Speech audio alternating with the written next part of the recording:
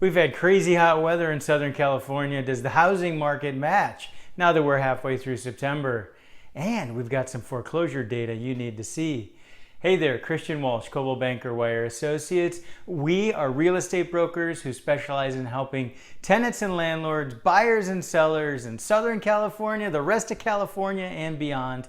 And we're here with our halfway through September update to let you know what's going on with the housing market. We have a lot of ground to cover. So we're going to talk about OC and LA housing sales for single family. We're going to talk about multifamily sales in OC and LA. We're going to talk about foreclosure filings as well and the direction those are headed. And then at the end, we're going to wrap up with the things you need to be watching in the housing market that we're tracking right now, including a record we don't like to see. So make sure you stick around to the end. Let's go through quickly just how we got here. So 2020 actually started out to be a great year. First quarter was great for real estate, record setting in Southern California. Then a little thing called COVID-19 hit. March actually finished out okay. April went terrible April. May, we kind of adapted a little bit, started to figure things out. Sales started to increase. June, oh my gosh, going this way. July, continuing to go this way. Got to the point where year over year and going back for several years, the number of pending sales was through the roof, and that continued through August as well. Now, historically, as we've discussed in videos before, this is the time of year where things start to slow down due to the holidays. So we peak around July for median home price and sales, and then we start to go this way into the end of the year because of the late cycle and because of the holidays. So what did we see when we ran the numbers? We're about to show you. Hit that like button if you're ready to dive into the data. Time to run through the OC and LA numbers. Here we go. I hope you're excited. All right, let me get out of the way of the stats, and here we go. So we got our usual, we have our breakdown where we compare August, the first 2 weeks, September, and then we take those first 2 weeks all the way back through years past to see if we can identify any trends.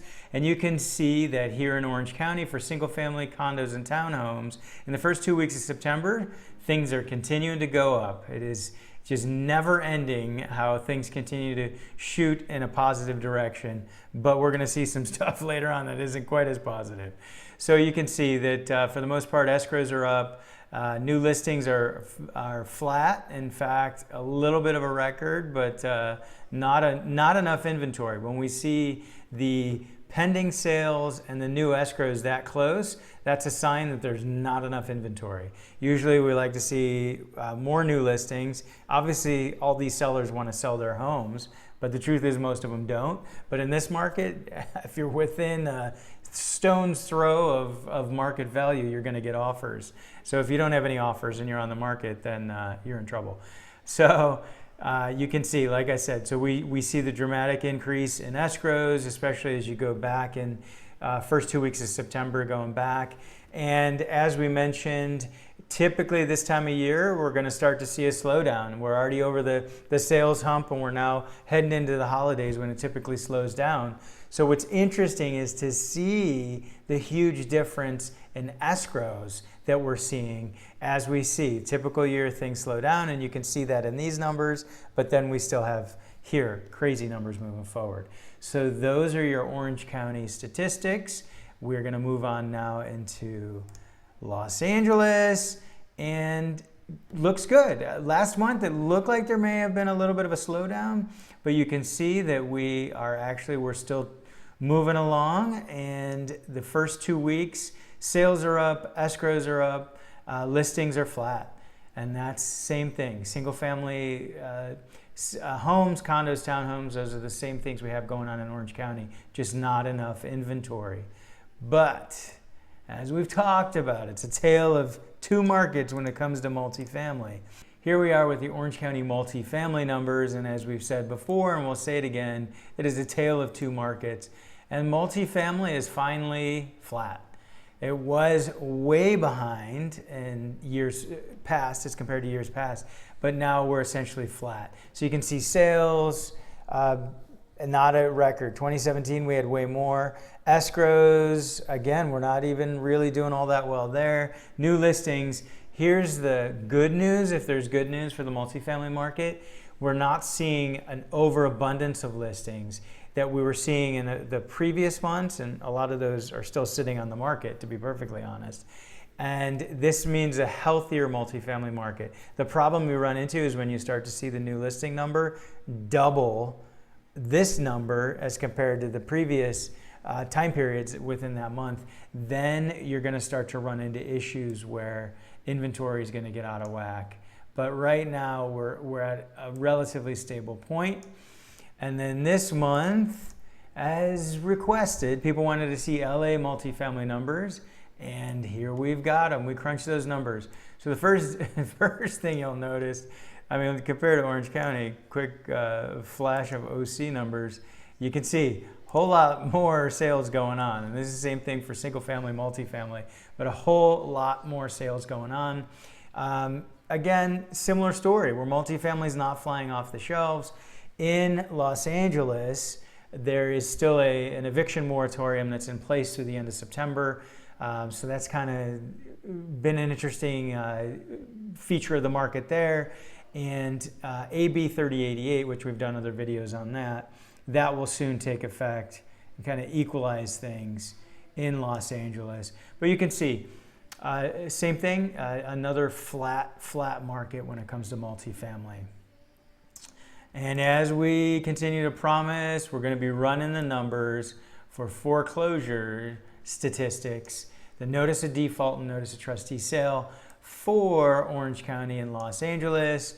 And you can see that we are way up when you look to the past on notice of defaults, and we're up a little bit on notice of trustee sale. Now here's why I'm not surprised on that. And while I talk about this, I'll put up LA's numbers so you can see. You've got more, again, another higher amount compared to OC, as with anything else that we've discussed so far, single family, multifamily sales, just more houses. And I'm running all of LA County, which is massive. So you can see here that we have about a doubling of 2019 and 2018's numbers for notices of default, and then a dramatic increase over 2017, 2016, 2015. It's massive, almost 9 times. So, and then the notice of trustee sale, it's up, not as high as 2019, but double previous years. So we definitely in Los Angeles had something going on 2018 and 2019. But let's go back here to Orange County, and here's why I'm not surprised by these numbers yet and why we're early in tracking. So a notice of default is filed at minimum 120 days after the payment is missed. In many cases it goes longer, but minimum would be 120 days. So if you subtract 120 days from August, you're in April. So these notices of default, if they stuck to the 120-day timeline, and again, I'll show you LA, those would have been April defaults, March defaults. So that was when the pandemic was starting and some of the CARES Act was rolling out and forbearance, etc. So it is actually, we will continue to see the notice of default increase. Where I'm not yet shocked that we're not seeing huge numbers is the notice of trustee sale. So that's 90 days after the 120. So that takes us back to January. So looking at these statistics, January, we weren't feeling the pandemic yet. So any of these notices of trustee sale were technically pre-pandemic, although still high. Like I said, 2018, 2019 in LA, we definitely had some sort of trend. So those are the latest statistics. We're going to keep it coming your way. What we expect to see is an increase in the notice of default. These notices are going to continue to rise, and then we'll start to see it filter into the notice of trustee sale numbers, particularly 90 days from now. We're going to start to see higher numbers on the notice of trustee sale. Can you believe those single family sales continuing at a blistering pace? Multifamily at least stable now, and the foreclosure filings, that's something we're going to keep an eye on. So at the beginning of the video, I promised that we dive into the things that you need to keep an eye on and that we're tracking. The first major thing is unemployment. At the beginning of the video, I mentioned a record that we hit that wasn't the best. Well, it happens to be unemployment. And based on the largest metro areas, Southern California went ahead and set a record, 16.8% in July. And that's compared to 4.3% year over year, last year at this time. So as you can see, unemployment has continued to plague Southern California, plague Orange County, and plague a lot of parts across the country. And I will say potentially part of what affected these numbers in July was the fact that we went back under lockdown in the 13th of July. But these are huge, huge unemployment numbers that are certainly going to have a long-term effect on ultimately who can afford to buy real estate and who can afford to keep real estate. The next big thing to watch is non-payment of rent, specifically non-payment of rent due to COVID-19. There's a new law in place. I've got a video series going on that, answering questions. The new law in California is AB 3088. There's also the CDC eviction moratorium. Now, these things are supposed to protect tenants from being evicted due to non-payment of rent due to COVID-19. This is adding additional stress to landlords as they have to essentially foot the bill as those tenants aren't able to pay the rent. AB 3088 runs through January 31st, 2021. After that date, tenants are supposed to start paying rent. So that'll be the other thing to watch is, do tenants actually start to pay, or do we see a dramatic increase in evictions? So definitely stay tuned as we continue to cover this. The next big thing to keep an eye on is the increase in defaults on mortgages, and ultimately the increase in filings of foreclosure notices, and then ultimately that'll lead to more foreclosures. So we know that the CARES Act put in place forbearance for folks who couldn't afford to pay their mortgage due to COVID-19. At some point in time, this will expire, and those folks will have to, hopefully they'll be able to tack it on the end. Hopefully they'll have their jobs again, and they'll be able to pay their mortgage going forward.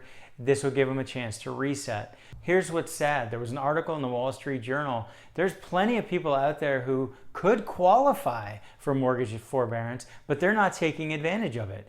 This article quoted 680,000 households that are behind on their mortgages who would qualify for the CARES Act if they'd reach out and ask for forbearance. So that is definitely something to watch. We got to watch the defaults in mortgage, and then we have to watch the filing of foreclosure notices. So in the state of California, first is the notice of default, which comes 120 days after, then the notice of trustee sale, which is 90 days after, then the actual foreclosure sale, which is 21 days. And I talked about this while we were going through the data. Notices of default, it's around March or April where folks were missing payments.